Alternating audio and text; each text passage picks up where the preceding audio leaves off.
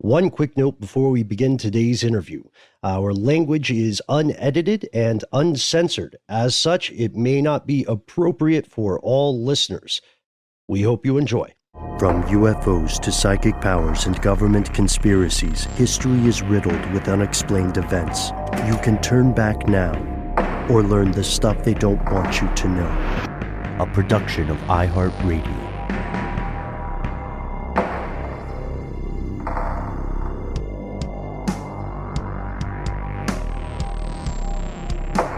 Hello, welcome back to the show. My name is Matt. My name is Noel. They call me Ben. We are joined, as always, with our super producer, Alexis, codename Doc Holliday Jackson. Most importantly, you are here, and that makes this the stuff they don't want you to know. Very special episode today. We are joined by writer, actor, comedian, the one and only Langston Kerman. You have doubtlessly seen Langston on numerous shows and stages. I'm in particular a big fan of the stand-up.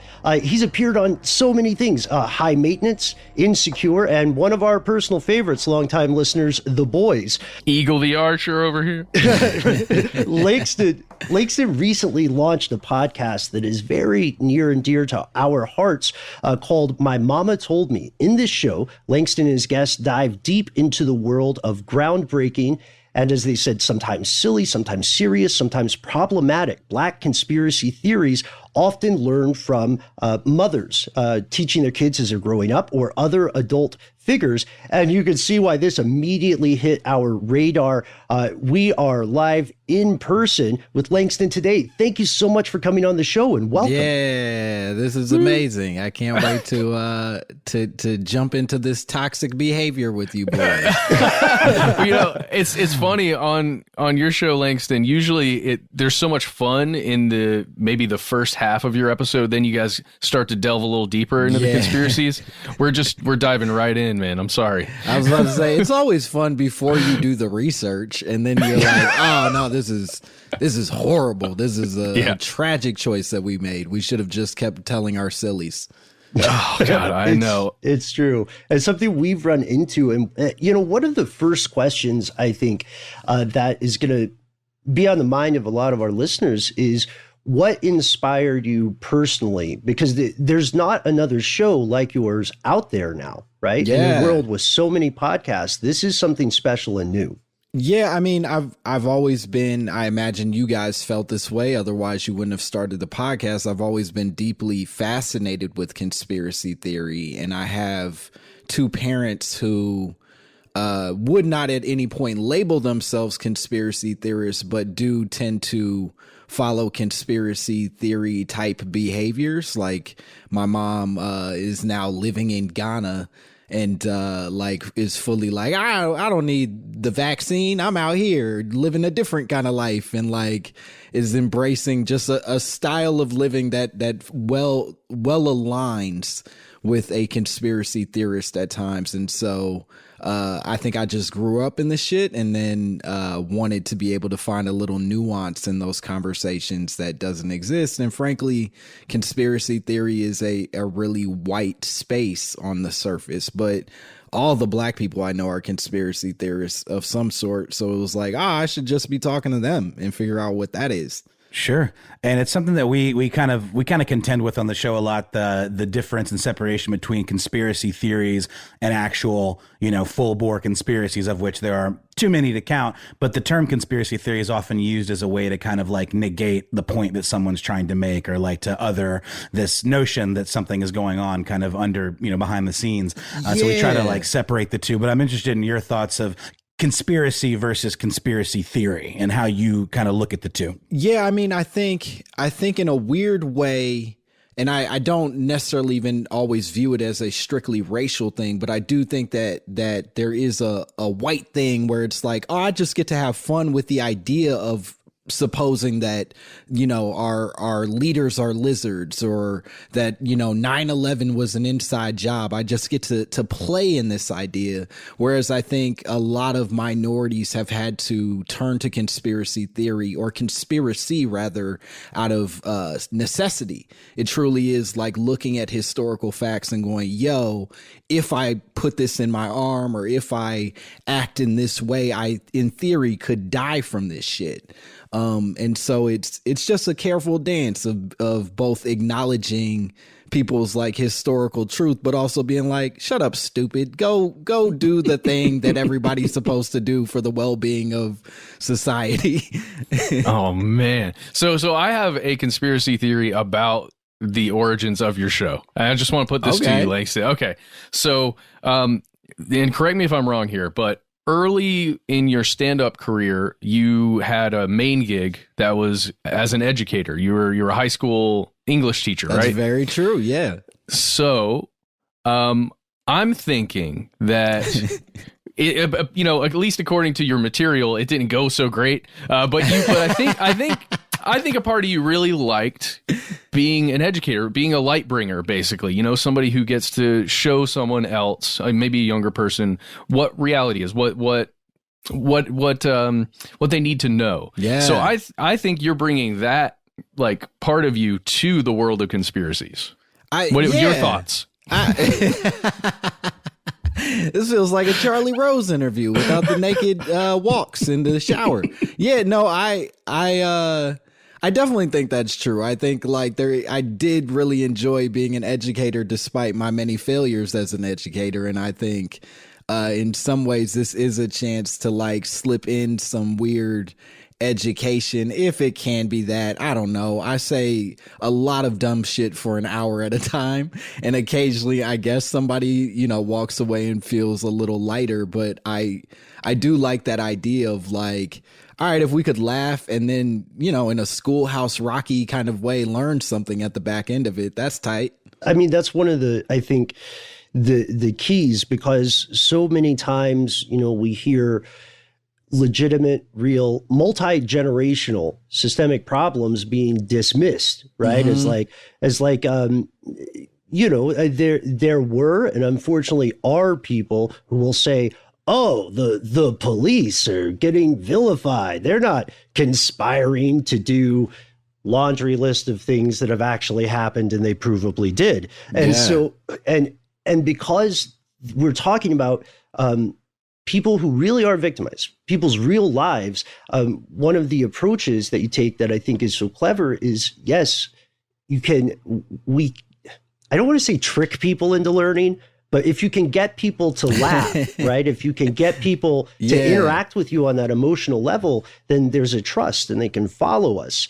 They can follow you into, the more disturbing, ugly truths that, as you said, must be acknowledged. One thing we were talking about off air before we recorded was we were talking about something that I want to save this one for later. In our prior conversations in preparation for this episode, you had one thing where you said, well, whatever happened to Kony 2012, which has been a hobby horse of mine as well. You remember how that blew up, and now all of a sudden it's just poof. It was the greatest, quotation marks there, but it was the biggest viral video of all time at one point, and it was the most important thing that any Sarah McLachlan-like figure decided they were going to take on to save the world, and then we just stopped giving a fuck halfway through 2012. We didn't even make it all the way to the end of the year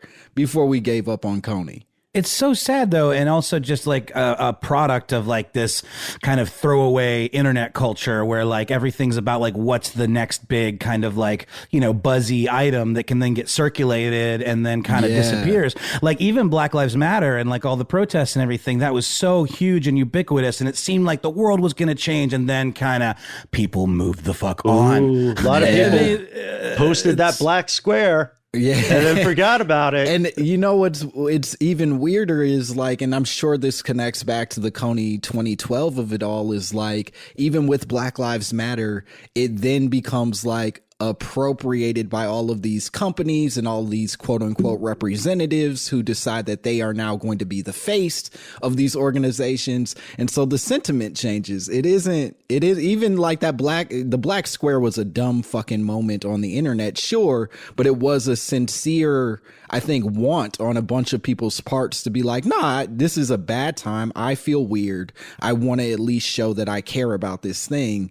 But then some company that, you know, Skittles post a black square with little rainbows in it, and now we all feel confused about what this stuff means. Not to mention that people were kind of co-opting a hashtag with that was actually designed to, you know, tag images of police abuse. Sure. And then they were flooding that hashtag with these black squares. And that was the big kind of criticism of that whole thing. And then people were on there, hey, take off your tags, because it literally was covering up the whole point of the movement, right? Right. And then it became a weird game of everybody being really proud of themselves for being the one that knew that they didn't, exactly. They weren't supposed to post. And then a bunch of, you know, Instagram models took those squares down and put their titty pictures back up. It just became an ugly dance on the internet that, you know, to your point, all of these things, the second it sort of becomes co-opted by attention seekers, it gets dangerous and scary and messy. Yeah, and in this case, the invisible children remain invisible. Yeah, right. It's very sad. It's very fucked up. We actually did a whole episode on that. It was, it's messed up. Joseph Kony is still at large. That's the thing. Yeah, he is kicking it. He's not going to go to the International Criminal Court. He's not going to, like, this. That's the thing that keeps getting us. I mean, I think one of the things we're talking about here is that, you know, in this kind of what's sometimes glibly called a post-truth era, or this age of conspiracy and QAnon and COVID, I think one horrible thing we've learned is no one has lost money ever betting on people having short attention spans. Right. Right. And when you're exploring in your show, like, do you have moments from episodes or topics you discuss with your guests that stay with you, like after we've stopped rolling tape, you know, go home or you kick it and you think, God damn. Yeah, there have been a few. I mean, one in particular that I think about a lot is the testing for like your genetic DNA, the genealogy. And just sort of like the discovery of, like, you know, in California now they can use that information and basically deny you a mortgage or deny you like future insurance for things, because they're basically using that predictive technology where they go, hey, you probably won't live to 50. We can't give you a 30-year mortgage because that's not going to get our thing paid back. And so it's like stuff like that where, you know, the world really is terrifying, and all it takes is for one of my family members to be curious about where we come from, and now all of a sudden I'm trapped for life because of those things. Man, and you combine that with some of the social media tracking that can happen by these third-party companies, and then, you know, like, you imagine the social credit system that's been implemented in China that could be here really soon. Dude, it's a weird time to just be thinking how our internet footprint is going to dictate our lives and maybe even the lives of our children. Well, and we've talked about it too, where it's like, okay, maybe I'm not scared right now of like being spied on by the man, you know, with my webcam or whatever. But what if down the line our regime changes to something much more resembling like a totalitarian situation, and then that technology is funneled directly into like a Gestapo type organization that can look at my past activism or my past speaking out about certain types of fascism or whatever it might be, something that I would think would be benign and just part of being a human being, that all of a sudden could then come back to bite me under a new regime that does not yet exist. I mean, that's the whole thing with Zuckerberg, right? Like, he was just a dork who wanted to be able to meet pretty girls, and he didn't know how to do it. And then he created an app to try to make that happen for him. And then that sort of landslides into a guy who is now collecting all of the data that he can collect about you for the sake of just using it however he sees fit. And, you know, it didn't have to be that way, but we allowed it a certain level of reason, and now it's unreasonable in a way that we can't control. Well, but Apple is trying to control it. Did you see that 9% of all Apple users have decided to allow tracking by other apps? Yeah. Only 9%. That means the rest of us said, no thanks. Yeah, and now Facebook, like, and a lot of these other companies, that their whole business model is based on tracking what we do. It's being disrupted. But there's an issue there. First off, I don't believe any of those official statements. You know what I mean? When they're saying like, oh, okay, honor system. Oh, you got us. Yeah. That's hogwash. But it also goes in this thing, we were like Mickey Mouse and the Sorcerer's Apprentice and Fantasia. We were all like that guy because we thought we were building something easier. Like, oh, it's easier to meet people online. I can look in judgment from afar at the people I didn't care for in middle school and high school. Right.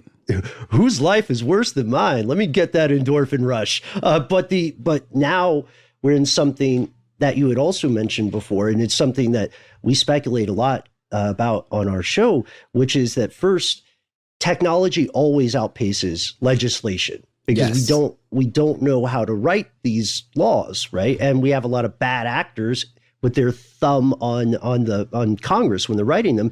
But more importantly, the species is not evolving to a point where it can even like understand this technology. Right? Yeah, what are your thoughts? I truly do believe our brains aren't even equipped for this level of socializing, this level of sort of like taking in information. I mean, we're all old enough to remember the Encyclopedia Britannica.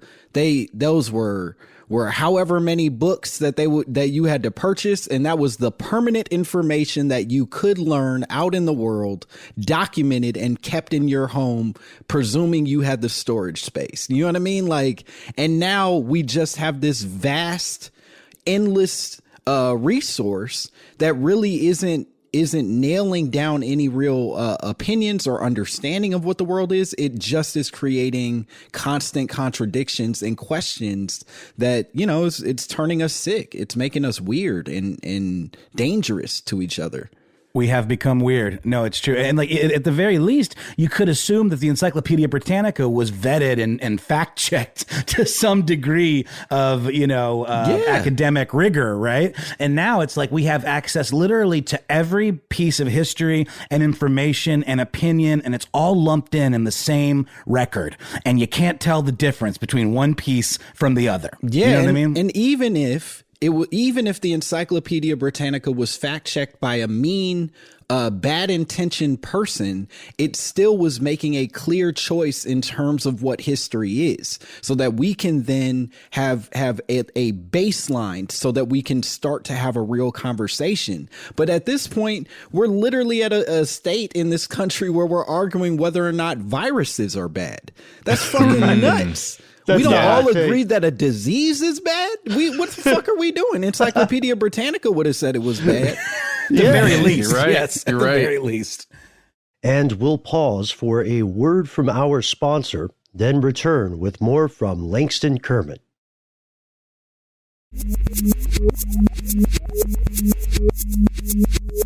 And we're back. Did you see recently this gave me a very gallows humor chuckle. I think I may have mentioned this, but the news just hit that there were people who were like, their political identity is that they don't want to wear a mask for some reason, like don't tread on me, bro, etc.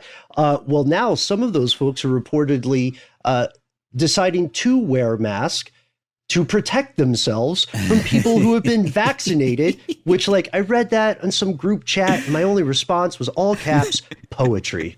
They're terrifying. I mean, like, what are you Lord. talking about? So you're worried that the vaccine has created something in me that you need to now protect yourself from. Dog. Hey, look, we don't know We won't know for generations to come. No, I'm just playing. Oh, wow. Please. Hey, Alex Jones says that the vaccine will instantly give you Alzheimer's and likely cause instant death among some members of the population. Your doc, you got to put $1 in the Alex Jones jar. But fucking dick pills and muscle milk won't. That's gonna leave you. Those are. That's crazy. Bone broth. What I would have to say though is I can somewhat identify with a lot of people who feel that there's something weird with the vaccine and with the way the whole pandemic thing has just played out, because it really does feel like a movie. We've talked about it before on this episode. Nothing is happening the right way, the established way it should happen, where there's a disease and then a vaccine is being produced and it takes a long time and it gets produced, right? It feels, I don't know, something feels off. And if you have a distrust of the government already, this whole situation might break your mind a little bit. Well, a very valid distrust. Here's where I think a lot of liberals made a very yucky mistake throughout this whole vaccine process. Is Trump spent the whole of last year being like, yeah, we're like a week out from a vaccine. We'll have a vaccine shortly. And everybody went on the internet and called him an idiot. There's no possible way that a vaccine could come this quickly. You're a buffoon, you're wrong, all these things. And then the second that he was taken out of office, or at least not even the president-elect came in, suddenly we can't wait to have that delicious vaccine poked in our arms. And it's like, nah, be honest about what this is. You didn't like that motherfucker, and so you don't trust what he's saying. And it's comical the way he did it, but Trump came out with a statement immediately like, you're welcome for the vaccine, by the way. This was all me. And to be fair, the notion of Operation Warp Speed is a good one. They didn't just rush it out. People fundamentally misunderstand what they did. They were able to subvert some of the normal order of operations for developing a vaccine and not even skip steps, but do things concurrently as opposed to like on a timeline where things have to happen one after the other, simultaneously rather. They did it all kind of at once. And if we were smart, we would have just said, oh, he hasn't done shit this entire time, so there's no reason to presume he's involved in the vaccine. It's just a dude who's talking on the internet or in front of a podium, and so he has nothing to do with the product. But instead, we pretended like it was his product and then flipped when it suddenly was Joe Biden's product. And that's stupid, because now we're all arguing over whether or not the product is safe. Right. It goes into tribalism at that point when they're treating things that way. Like I've got to say though, there's a missing piece of empathy, because social media in a large way rewards performativism, but it does not reward sincerity or deep thought or empathy often. And so I grew up south of Atlanta in a majority Black neighborhood, and when I was talking, when the pandemic hit, I was talking to one of my old high school buddies. He lives out in Colorado now. And I was like, hey, man, what's it like in Colorado? You know, we're locked down here in Atlanta. Nobody's really going anywhere. And then he said, oh, yeah, sorry you have to worry about that, you know? And I was like, what do you mean? He's like, well, COVID's kind of a white people thing, and I'm going to be fine. And I was like, are you serious? We were in Boy Scouts together. You're smart. and he was like, no, well, I looked into it, you know, I quote unquote did my research, and I love this guy, I say it with affection. And he was like, and I think a lot of it's alarmist, doesn't matter. And I think one of the reasons that he was in that mental space was because of these contradictions, these flips you're talking about.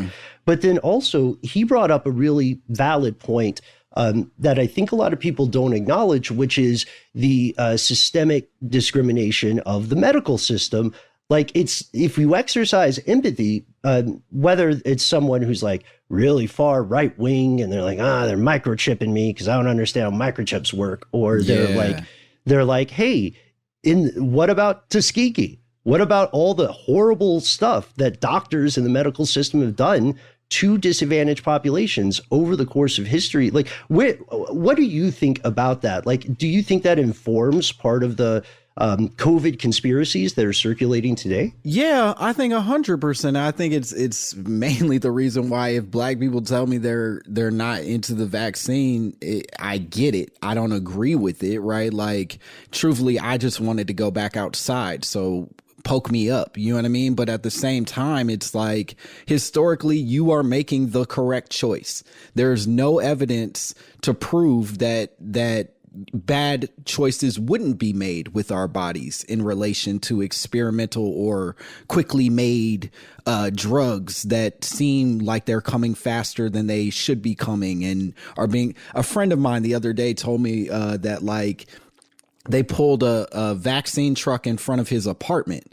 That like they were like, he lives in like, you know, a predominantly black neighborhood, and they're trying to promote like vaccination and getting as many people vaccinated as possible. And so they sent out like one of those medical trucks, and they were offering vaccines in the back of this medical truck. And when he told me, I'm like, no, don't do that shit. That sounds fucking crazy. Don't go in there. Don't go in there. Exactly. But part of it is like, you know, we all know that there's a bunch of middle class and or wealthy Republicans who are now saying they're not white people who are not going to go get the vaccine, and they're not pulling up in front of these like cul-de-sacs with vaccine trucks. You're choosing to do this in a black community. And so whether or not your intention is to put a microchip in me or kill me or give me syphilis, probably not. But whatever it's in the back of that truck, I don't trust that it's the same quality that I could go get in, you know, the white Rite Aid. So I'm gonna chill. I'm just imagining one of those trucks pulling up to one of these gated communities here in Atlanta, and like the ridiculous wealthy areas, just trying to get into a gated community. Right. Oh, they don't even like ice cream trucks coming around in those communities. You know, I mean, just a line of white people holding arms and blocking the way. They wouldn't allow it. I just want to mention one historical precedent for this distrust that I think is interesting. J. Marion Sims, who's like considered to be the father of gynecology, experimented horribly and inhumanely on enslaved people. Mm-hmm. And some of the stuff that he came up with was good. It is stuff that is still used today. So it's like you can still have that distrust, and people that have done these experiments are horrible and are dehumanizing individuals in minority populations, but the end result is still something that is used today. So it's a really interesting, weird kind of dichotomy there, where it's like, how do I like take the good and throw out the bad, or learn from history and not completely harbor this distrust of medical professionals on the whole? And I think the even more fucked up on the receiving end of that, right, is for black people, that realization is not as scary as the fact that they'll still put that motherfucker's name on the stuff. Do you know what I'm saying? That like, it's well, they only just now pulled a statue down of him in New York, like, right, because of it only just happened. It's insane. And it's one thing if like, okay, he discovered some stuff that we can still use today, but the fact that you still feel like you need to celebrate this dude who literally was like stabbing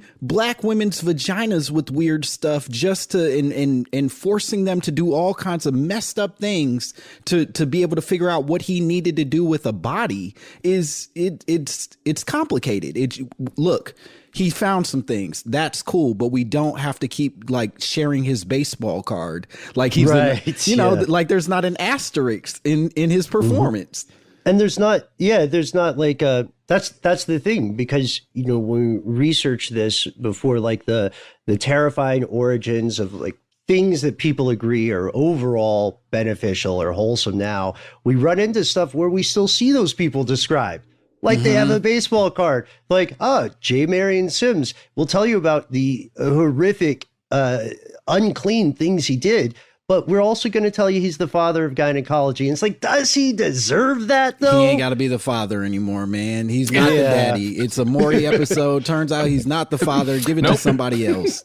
And, you know, compounded on that, the very long and consistent history, and I'll say it, of Europeans historically getting credit for shit that other people knew for thousands of years, like Jenner and the smallpox vaccine.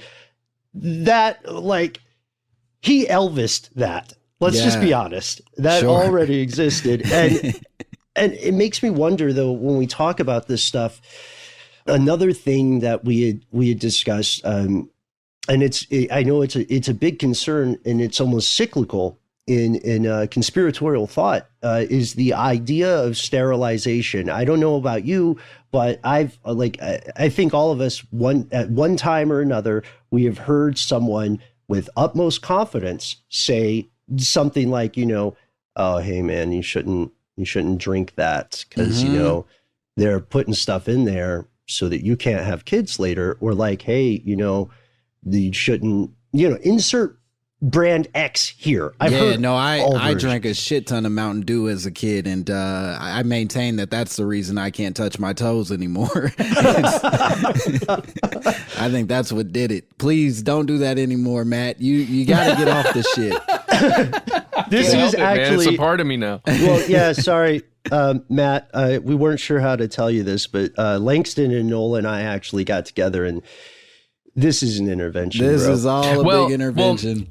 Well, we did. It's so crazy that I'm drinking this actually, because we found out a long time ago when we were making videos that this product has a flame retardant chemical in it. Brominated. Whoa. Yeah. Yeah, it does, and it's the stuff that makes it look citrusy. It's got like that cloudy look. No, that's citrus pulp. It's pure. It's fine. Don't worry about it. No, Do you? I'm bro? serious. Go forth and be fireproof. Oh God! It's still in there. Okay, so but here's where I'm going with this, because when you hear stuff like that and you're younger, or you're a kid, and especially if it's someone who has authority in your life, and they're saying, I told you this, then I think it's valid and it's logical to be like, well, they were right about a bunch of other stuff too.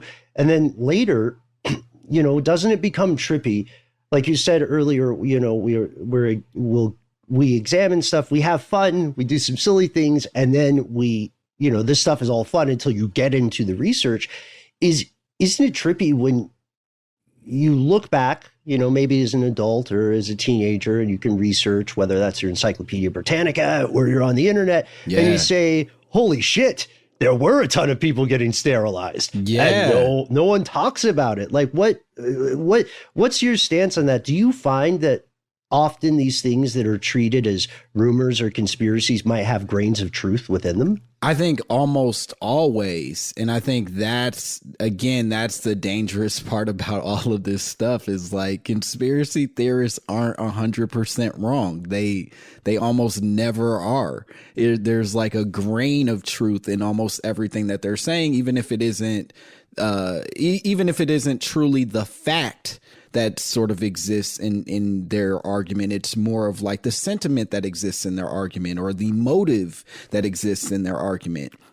And so like, is there any historical evidence that Ronald Reagan cooked up crack in a lab and then sold it out on the streets? Absolutely not. But was his administration in a ton of ways benefiting from the fact that these drugs were out on the streets and damaging the communities they were damaging? Fuck yeah, that dude was having a party. And that needs to be part of the conversation, instead of just going, hey, you're wrong because, this article proves it, or this statement never exists. It's like, that's not really what conspiracy is. No one in Compton, no one in Chicago owns a coca plantation, right? No one has the room to grow that. No. How did it get here? Matt, you had a really great note in our research doc here just about bringing up the idea of the war on drugs and how it intersects with the prison industrial complex, which we know is a thing. We know private prisons are a thing. We know individuals and corporations make shit tons of money by people being incarcerated. So how do you do that? By making things like marijuana illegal, by flooding the streets with crack cocaine and causing an epidemic in these communities that ultimately lead to people who should be counseled and treated like people with a medical condition. I mean, I'm simplifying it a little bit, but instead are incarcerated and then putting money in someone's pocket, or literally free labor force. And we don't have to get into that, but it's insane. The whole thing, when you look into just scratch the surface, it's insane. And then it goes deeper than that. Langston, I'm interested in your thoughts on that whole universe of conspiracy. Yeah, I think the hard part about it is that we all understand so little of the actual motive that creates these things. We just understand the results of those motives, right? So, and when you are the recipient of these bad things, when crack does destroy your community, or when, you know, the prison pipeline does take all of these people out of your homes and out of your neighborhoods and shit, you go, the government hates us because of this reason, or because of how we look, or because of, you know, we don't have these kinds of resources. And the reality is, it could just be some motherfuckers going like, yo, we need to build a bridge, and we need some people to build that bridge, and we can't afford to build the bridge by paying people. So we're going to, you know, make a bunch of slaves do it, and we can't call them slaves anymore. So we'll create prisons that allow us to call them slaves. It's gross, and it's, you know, disheartening, and it's fucking awful for humanity, but it isn't always the personal attack that we make it.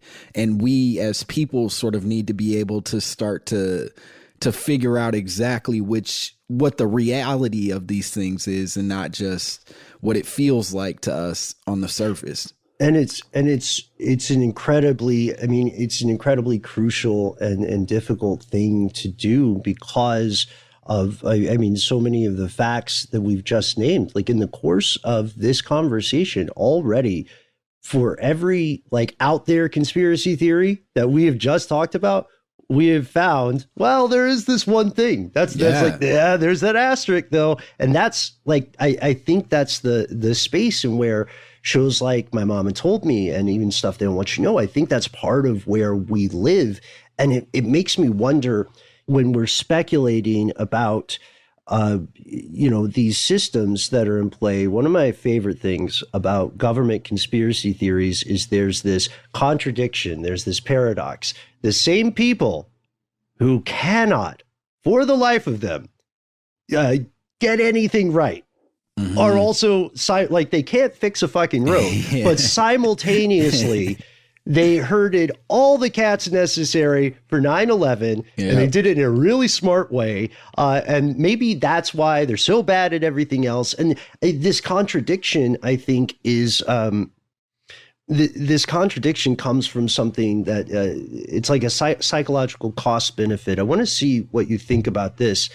Would you agree that many of the actual conspiracies that the government participates in are more the result of incompetence rather than super villainy?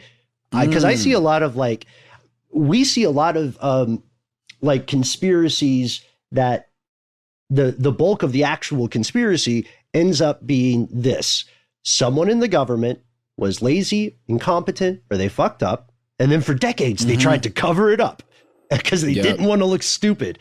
Like, is that out there? Have I been just like lost in my head, or what do you? No, what do you think? I think that's 100% true. I think the government and the police fuck up more than anybody gives them credit for.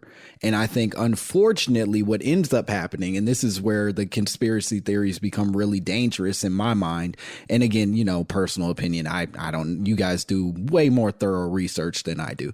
But what I will say is that what ends up happening is somebody fucks up. They spend a lot of time trying to cover it up. And then somebody gets employed that's way meaner than the people who started the thing and decides to just ice it all. You know what I mean? Just like they'll kill off an entire population, or they'll dead the entire thing by doing a really awful, mean thing, as opposed to just continuing to fumble a football over and over again for another decade. Let's pause for one more word from our sponsors, and then we'll return with further discussion with Langston Kerman.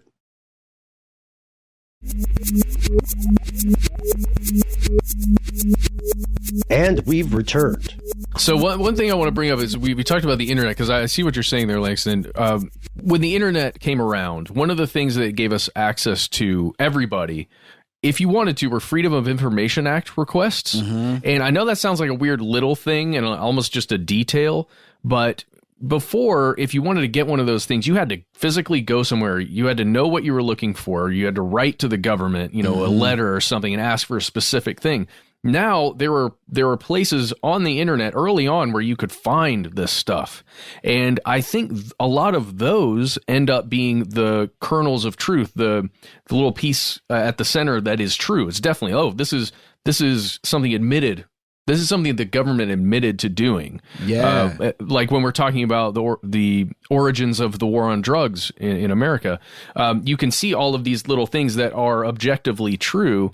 And then it's the connective tissue between those things that becomes the conspiracy theory, that becomes the scary part. Yeah, in a lot of ways. The amount of dumbass documents that government officials have signed and like printed out and put on a man's desk and said, keep that, we're gonna need it, is insane. It's like, truly, you as a human should not want this documented. You should want this hidden and burned. Why are you saving it? Why is it framed on your wall, sir? Posterity, Langston. Posterity. Well, it's policy. You know, accounting has been riding me like crazy for this. And even with something like MK Ultra, for example, where this weird rogue agent, I mean, he wasn't really a rogue agent. He was a dude that was intended to behave in the exact psychotic way that he behaved, and that he dosed, normal people with LSD to try to test the effects of it. But he went way over the top with it. And then they, had these basically CIA sanctioned brothels where he dosed, Johns and sex workers with LSD and observed them in his little notebook. But in the end, what undid the whole thing was these invoices of him trying to get paid back for all the booze and all of the rental of the brothel property, and even mirrors and sexy decor and velvety lampshades and shit that that's crazy. Look, we've all thrown a party where your friend gets way too fucked up on some shit that you bought, and sorry, man. You have to hold yourself accountable, but you don't have to write a letter about the shit. This is a bad memory for all of us. Don't write about it. Just move on. Pay the dude off. Apologize to his family because he's jumping out of windows and shit, and just move on. Yeah, that's the thing. That's it goes almost to the banality of evil. Not to be too pretentious, but it always reminds me. I was so startled when I learned that the IRS doesn't care how you make money as long as they get a cut. It is technically not illegal to put high-profile drug dealer or serial arsonist on your little tax forms, as long as you as long as you have an estimated, this is how much money I make burning buildings. And they're like, all right, bro, 30%. And this stays between us. The problem is the IRS talks with FBI, and well, that's what I'm saying. They might red flag that, but they're not going to deal with it. They might pass it along, but also they're so overwhelmed and understaffed that shit probably doesn't happen nearly as much as it should. Because anyway. I mean, to that point, I just don't think there are that many talented evildoers out there. I think there are a lot of people who do evil shit, but they're not that good at it. They're just kind of capable of making some fucked up choices and then going with it. But there really aren't that many truly talented people. That's why we still talk about Hitler, because he was just so fucking good at it in a way that other people since, haven't been able to figure out or at least maintain on any lengthy level. Not for lack of trying. Which is even more depressing. That's another thing, when we talk about stuff like this, and I love the point you make, why did you write that down, bro? Think you had time to think about whether or not this was a good idea. We also have to remember so much of that stuff got destroyed. So what we're seeing are the remnants of the thing. So we will never know. The people listening to this show now, we will never know the full extent of stuff like MK Ultra and stuff that's why these conspiracies exist, and that's why it's so hard to quote unquote debunk one. And I don't think we should set out to debunk them. And that's one thing I appreciate that you do so well with your guest is you're looking at these, right? You're exploring these and you're saying, well, what do we know? Yeah. What are the facts? And I think that's much more helpful and rewarding than to just say, well, I think this is dumb, because we were told it was a conspiracy theory that international banks were laundering billions for drug cartels until it turned out to be absolutely true. Yeah. And I wonder, Oh, we got to do it. I wonder what you think about some of the things that are emerging now. Like, I would really love to hear your take on, and let me know if this is too big of a question, because I'm just going to throw this at you in a very irresponsible way. No, go for it. I'm excited. All right. Okay. Oh, all right. Langston, what's going on with QAnon? What's that whole thing about? I'm messing with, but what's your take on it? Like, it came from nowhere and now it became huge.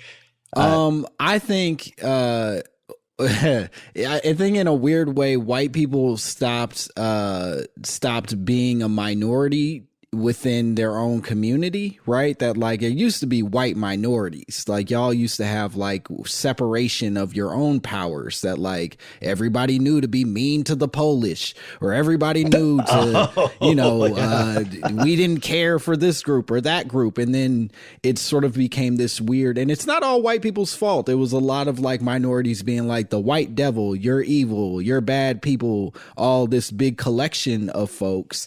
And then with that sort of became this weird hive mind that was born from that, where a lot of people felt like, okay, we all have to join forces to represent whiteness. And that's not what y'all do well. You've grown culturally in this sort of individualistic society, right? Like black people, we've always had to go like, well, I represent blackness, I represent a larger community, but white people don't have to represent each other in that way. And I think QAnon is sort of a fucked up misunderstanding of representing a community. Like it's a bunch of people being like, oh, this is where I can find community. This is where I can find my whiteness being articulated in a way that makes me feel heard and seen and valuable.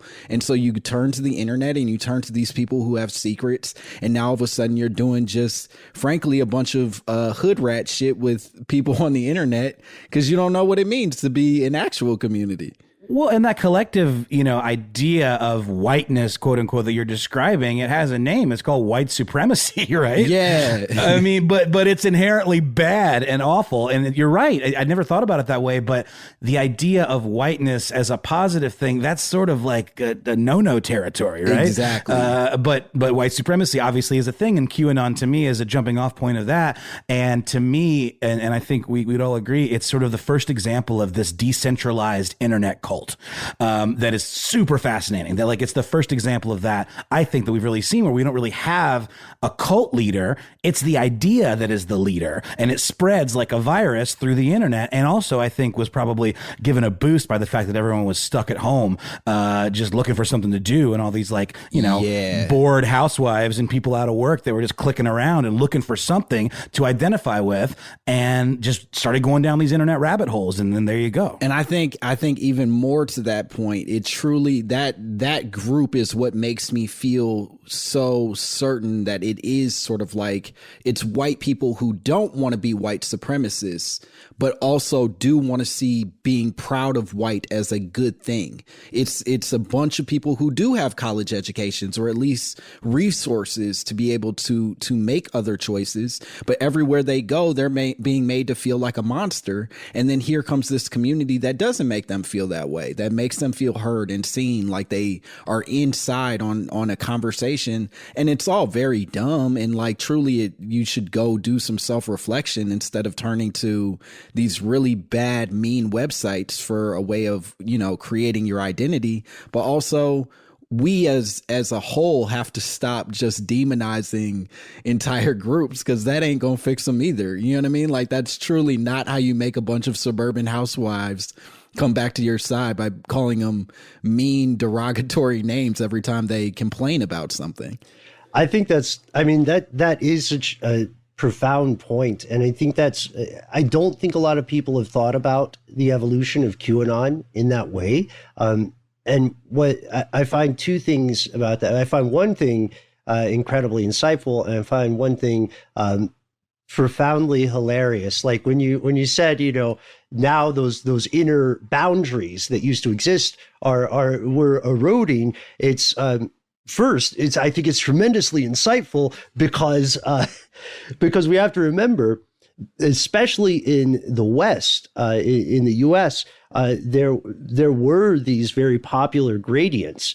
Like the most bullshit example of it is like, and it's insufferable. There are so many white people who all of a sudden feel super Irish on one day of the year.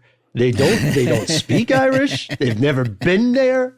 They have no idea where Dublin is, but by God, they are getting drunk. Yeah.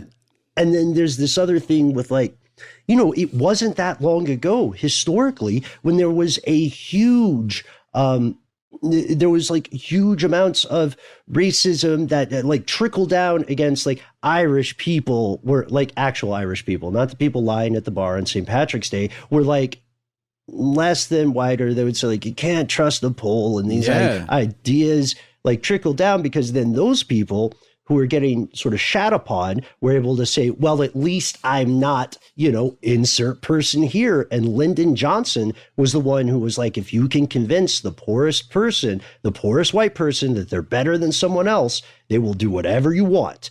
And unfortunately, he was right. But here's the hilarious thing. The way you just described QAnon, it feels like a very weird superhero movie or Lord of the Rings, where they all get together despite their differences. And there's some guy in Minnesota who's like, even you, my fellow Pole, we're not so different. Yeah, they're all just making this weird walk to their demise, basically. But, you know, they think they're saving the world, and it's in that way, I guess it's meant to be endearing. I don't know. It's just all... I do take a lot of solace in the fact that that Q kind of like just left them out to dry, and now they're just sort of wavering with these feelings and no explanation. It's the same thing that happens with so many cults, where they make some sort of doomsday prophecy and then that shit doesn't come true. Yeah. And then what are you left with? Feeling kind of like you were duped, or doubling down and just pushing it even further out of like some weird misplaced sense of justice. I don't even know. It's very confusing. I'm sure you guys have seen it, but that lady, Mother God, I think that was her name. Yes, Amy Carlson. Yeah, who she got killed. She got fucking murdered by her people now. Matt didn't know. No, I think she died of cancer, and then they like kept her body, and it was like mummified. Oh, like on some preserving shit. Yeah, they put glitter on her eyes and stuff. It was nasty. But sorry, like, Lisa, we just talked about that. That's okay. So I'm the idiot in this, and this is why you boys are who you are. It's a lot to take in, though, and like that, you know, it reminded me of like, you know, Heaven's Gate kind of situation. Yeah. But it was even weirder than that, and I didn't fully understand what the point was. Like, it was about a comet, kind of, wasn't it, Matt? We remind everyone like what the whole central theme. She had been reincarnated over like 5 billion years, 19 billion. So 19 billion, predating the existence of this universe. Yep. Yeah, and she was just a mean alcoholic and would beat the shit out of him every time she drank at night. But I will say, and you brought up Heaven's Gate, I actually really respect the Heaven's Gate people as far as the cult is concerned. I think that they really believed what they were saying in a way that was truly endearing compared to, I think, a lot of these other people. Like Mother God lady doesn't believe she's a reincarnated version of God. She's just a drunk who wants to control people. But or what was his name? Doe and T, they truly believed everything they were saying, so much so that they were willing to castrate others, castrate themselves, all for the sake of sort of being free of the, you know, the life that they were leading. And it was consensual as well, which I think is the most head trippy part. Yeah. What are your thoughts on Jim Jones? Okay, oh yeah, that's I think it's great. There is a new documentary about Heaven's Gate that just came out that I really want to see. But Applewhite, the leader, he took his own life too, right? Like, I mean, they all put their money where their mouth was, or poison or whatever. And that's fucking tight. I don't know.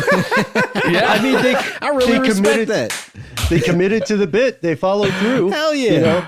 Oh man! And we, you know, we're in a world with a species where a lot of people are out of context. This could sound very fucked up, but a lot of people are all talk. They're non-committal. Yeah, exactly. And these people truly believed in what they were saying. I don't think it's right. I certainly am not encouraging anyone to go join a cult and take their own lives. But I do think that, like, much in the way that we were talking about Encyclopedia Britannica, commit to something. Make a choice about what the facts are for your world and live in that world, as opposed to living in this nebulous space where everything is right and everything is wrong. And now we're all just arguing over the most ridiculous stuff. I think that's fair, but we are also just kind of describing the way cults take people in because they're looking for an answer, and cults are inherently damaging. Well, sure, and toxic. I want to be a cult leader someday, and that's the whole reason I came on this podcast. Oh, wait, are you I can sure? see it. No, I can see it. No, I agree you would be good at it, man. I think you have a gift, but I want to I want to make sure you know what you're getting into, dude. Like, Sure. I walked back because you're on call all the time with really clingy people until you get to figurehead status. You're like a really underpaid anesthesiologist. You got to take these texts at 3 a.m. Remember what weird shit you said to them earlier. Get the nomenclature right. That's fair. I got your back. Brainwashing is a full-time job. It's not the easy trip on the beach that I think we've all imagined it to be. Well, This we is how could you support start, Langston. You buy a small store, call it Books and Stuff, and then just have your messages blasting out to everybody walking on the street. And you slowly become more stuff than books. Yeah. And plus, I think we can agree on air, man. If you decide you want to go through with it and commit to the time, got your back. We'll do some advertising, press the flesh for you. We'll be like, hey, we know we talk a lot about cults on this show over the years. So we finally have one we'd like to recommend. We checked it out.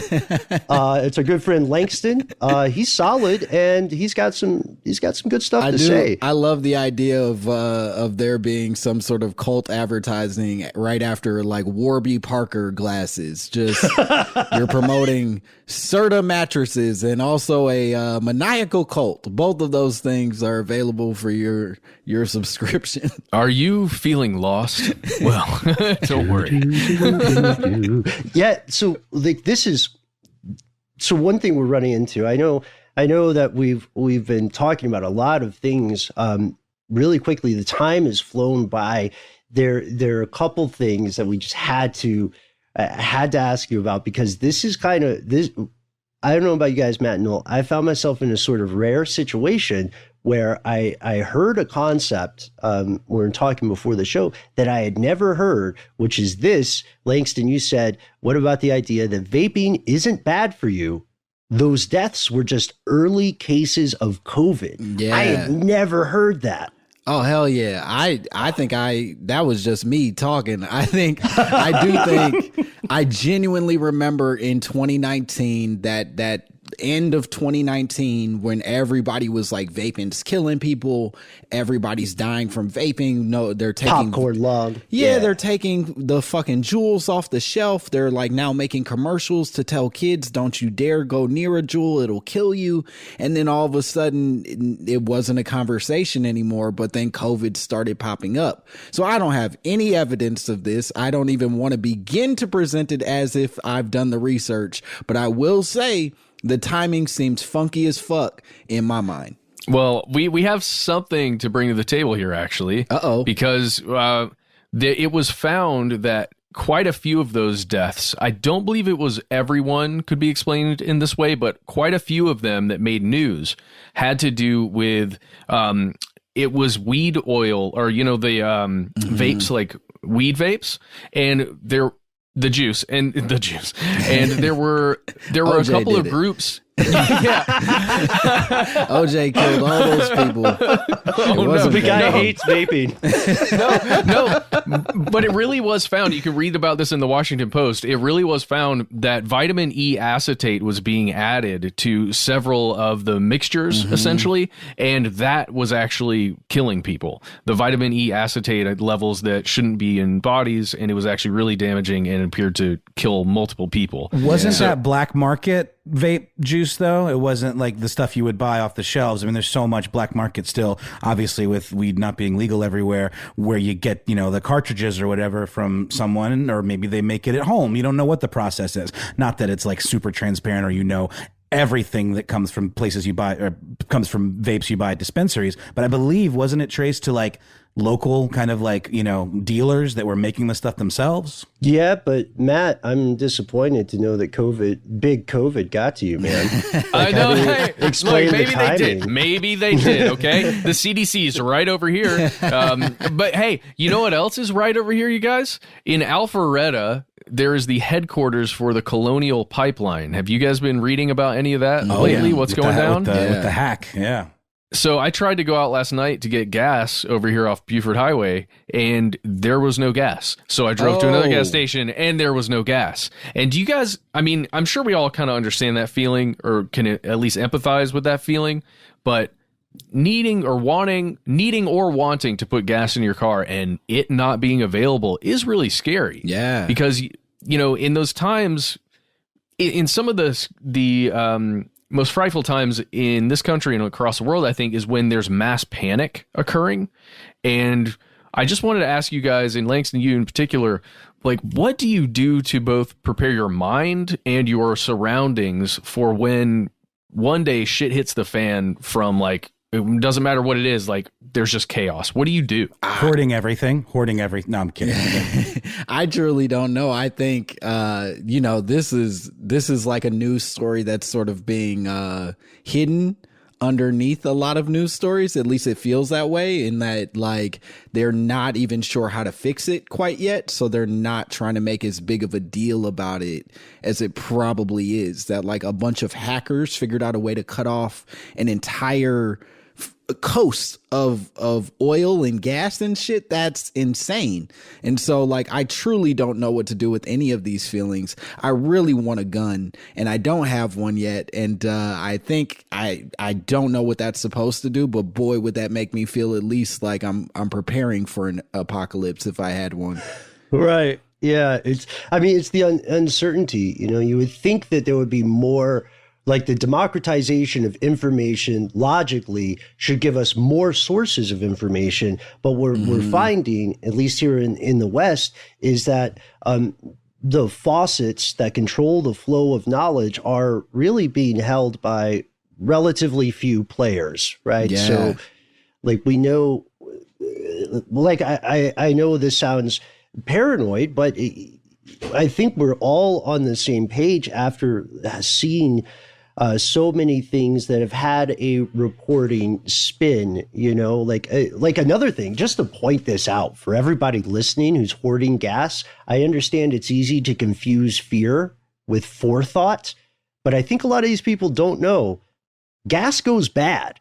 Gas goes bad in about 3 months. Yeah.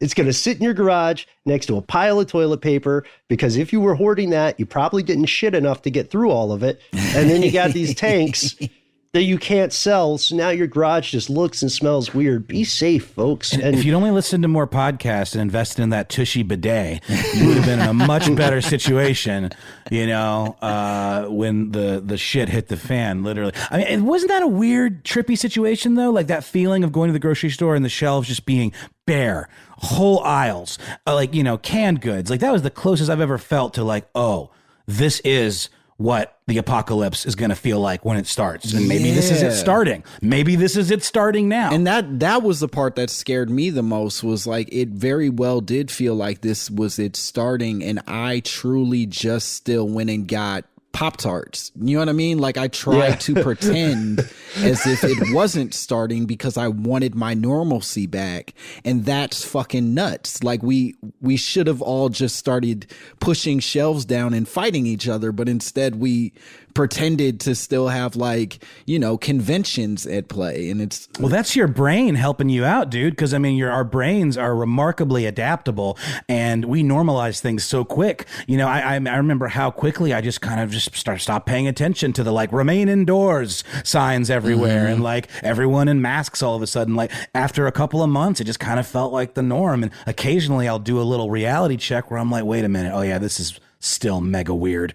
And y'all wonder why people are skeptical of the government vaccine. Come on.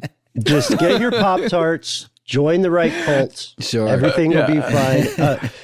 Pop-Tarts are a great choice, by the way. I mean, just it would last for a long time if you needed them. That's a good choice. It lasts longer than gasoline. That's for sure. Hey, that's a fact. They should put that on the box. What flavors you go for? This is never a welcomed response, but I love the unfrosted strawberry. Those are my fucking favorite. Like unfrosted, yeah, you monster. Dude, no, that's awesome, man. Wow. Nobody ever likes it. Everybody's like, "What the fuck is wrong with you?" And I'm like, I don't know. I was raised. I like the cinnamon sugar ones, and people don't like those either. Those apparently, I think they're great. Thank you. Okay, all right, hell yeah. Well, we've got the thing is, we have so many more things to talk about. It would be awesome to have you back on the show in the future if you're at all interested. Awesome. And we also want to know, like, as people are listening to the show today, they're thinking, we'll probably get letters about this. They're thinking, why didn't you talk more about, this thing? Why didn't you ever bring up this thing? Well, that's because this show is not My Momma Told Me. Yeah. If you want to hear those full conversations and if you want those deep dives, please do check out the show. I know we talked about it off air, but one of my favorite episodes, one that really made me think, was the most recent one, in which Langston, you and your guest Bashir ask, hey, why are all these billionaires super into getting into space now? What's going on with that?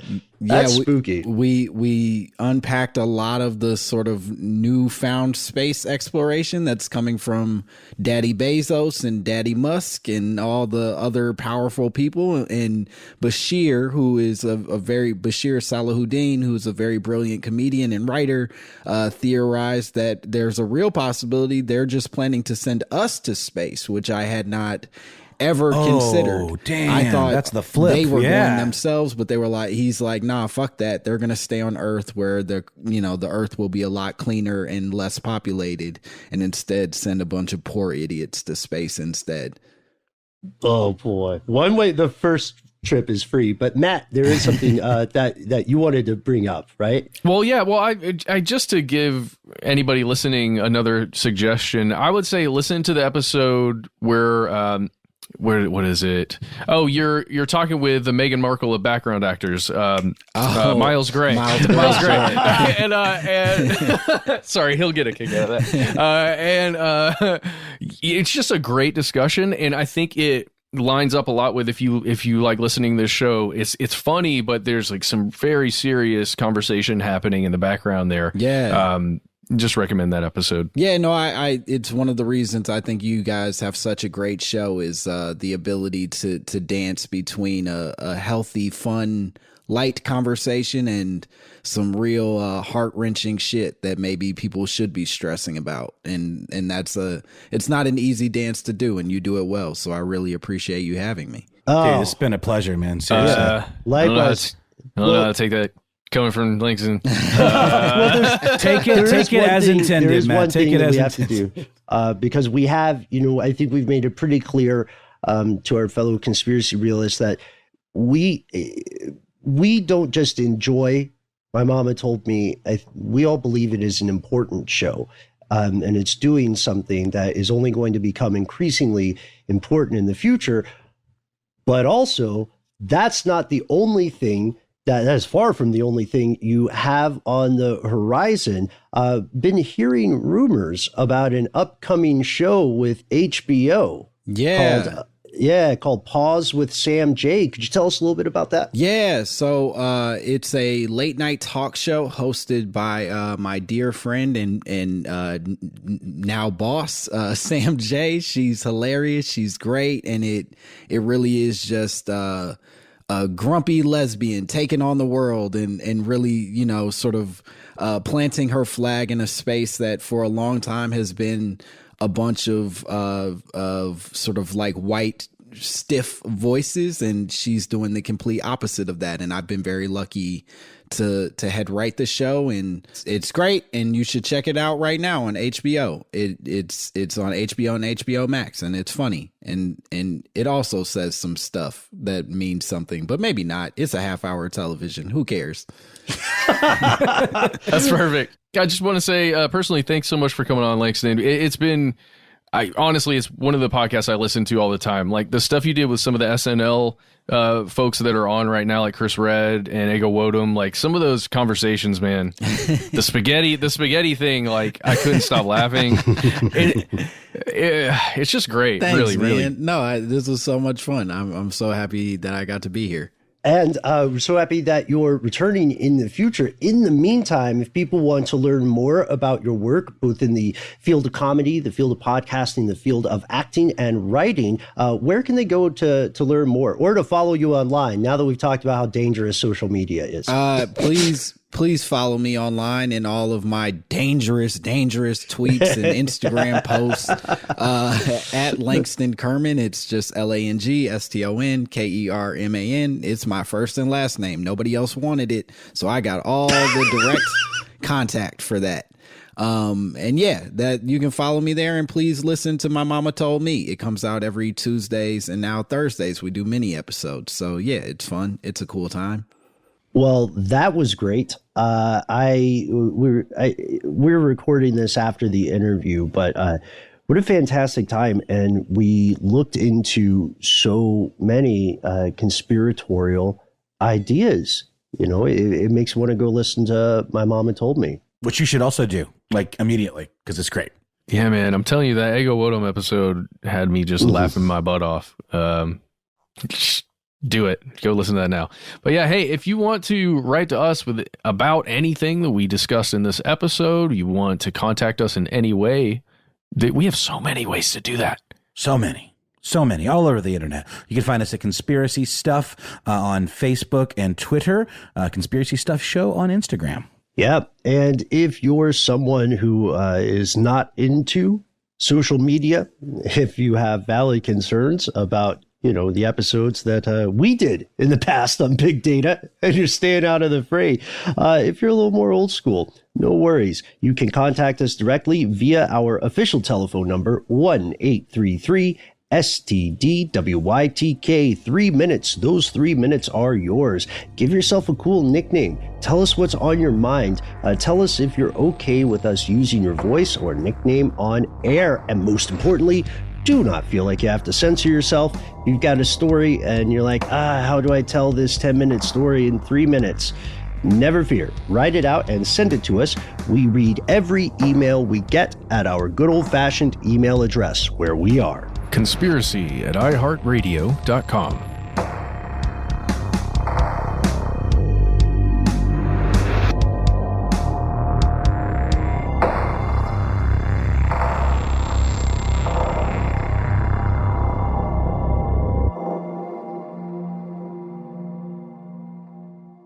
Stuff They Don't Want You to Know is a production of iHeartRadio. For more podcasts from iHeartRadio, visit the iHeartRadio app, Apple Podcasts, or wherever you listen to your favorite shows.